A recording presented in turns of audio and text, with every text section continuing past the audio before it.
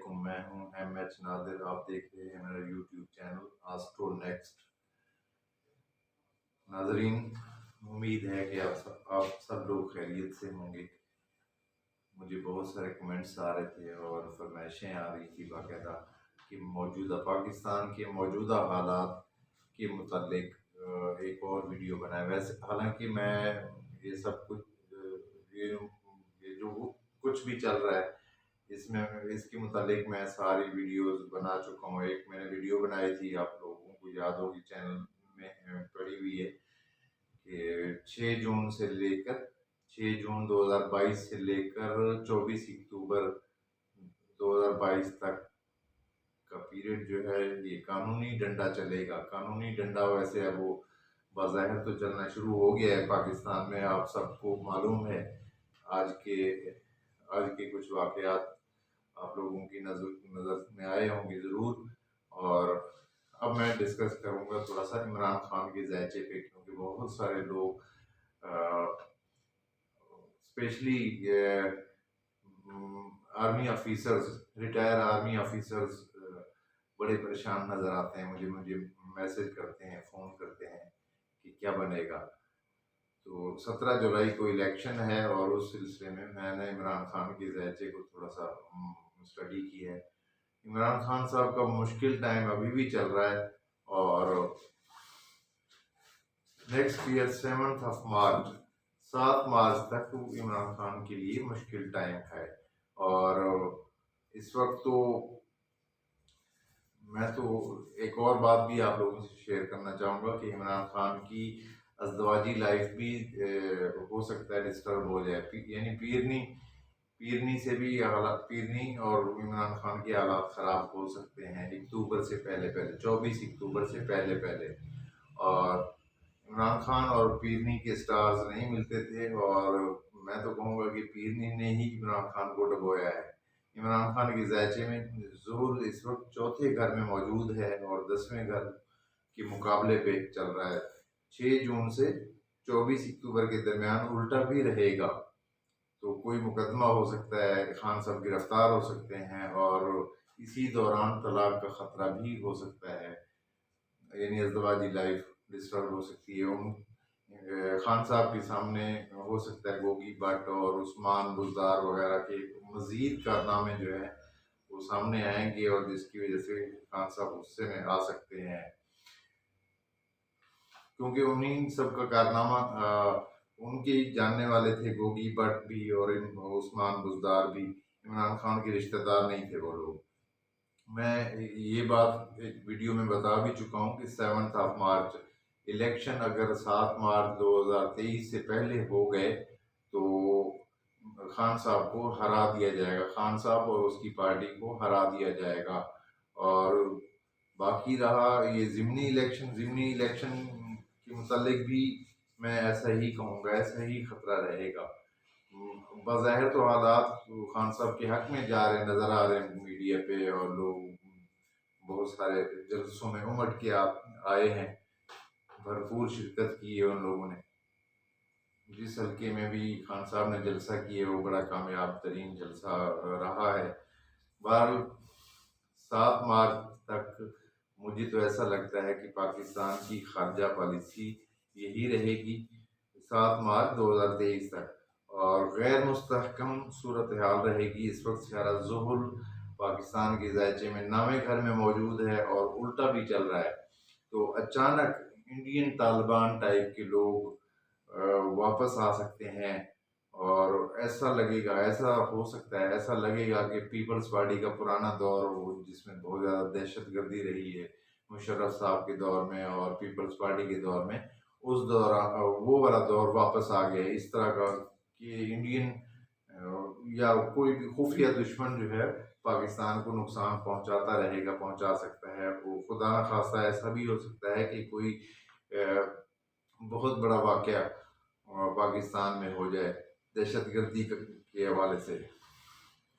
حالات کشیدہ رہیں گے، اور دشمن اچانک ایکٹیو ہو گیا ہے، اور ہو جائے گا لسانی فسادات اور مذہبی فسادات، اور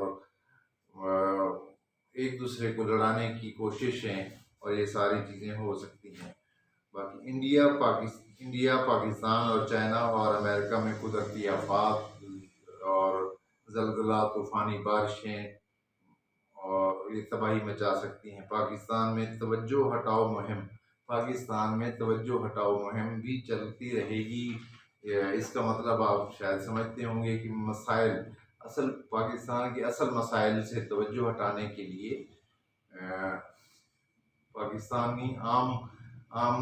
پاکستانی کا مسئلہ پٹرول ہے، ڈیزل ہے، آٹا ہے، چینی ہے، یعنی مہنگائی ہے، پٹرول ہے۔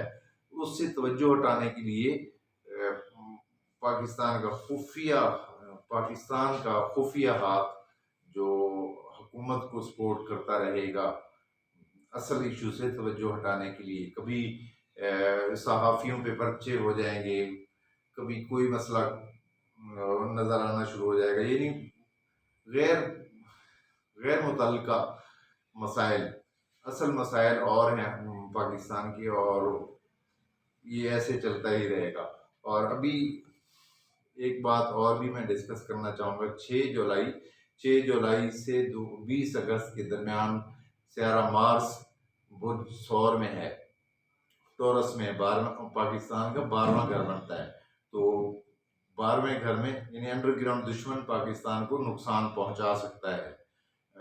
اس دوران بہت زیادہ کیئر کرنی چاہیے پاکستانیوں کو، پاکستانی ایجنسیوں کو، اور دشمن وار کر سکتا ہے۔ اور پھر 20 اگست سے 31 اکتوبر تک وہ جوزہ میں آ جائے گا مریخ، یعنی پاکستان کے پہلے گھر میں آ جائے گا۔ جب پاکستان بنا تھا تو اس وقت بھی مریخ پہلے گھر میں تھا، جس کی وجہ سے میں اکثر کہتا رہتا ہوں کہ مریخ آرمی کا سٹار ہے، اور یہ پاکستان ہمیشہ آرمی کی زیر اثر رہے گا، آرمی کے انڈر رہے گا۔ کوئی سیاستدان کوئی ٹک نہیں سکتا، کوئی مانے یا نہ مانے، اس سے کوئی فرق نہیں پڑتا۔ پاکستان کی قسمت ہے، پاکستان آرمی کے انڈر ہی رہے گا، آرمی ہی حکومت کرتی ہے۔ اصل میں بظاہر کوئی اور ہوتا ہے، لیکن آرڈر آرمی کا ہی چلتا ہے۔ اور 31 اکتوبر تک برج جوزہ میں مریخ رہے گا، اور پھر 31 اکتوبر کو الٹا بھی ہو جائے گا، اور یہ پورا سال برج جوزہ میں ہی گزارے گا۔ اور نیکسٹ ایئر آئی تھنک 20 یا 25 مارچ تک یہاں اس کو رہنا ہے۔ یعنی عوامی انتشار اور قتل و غارت،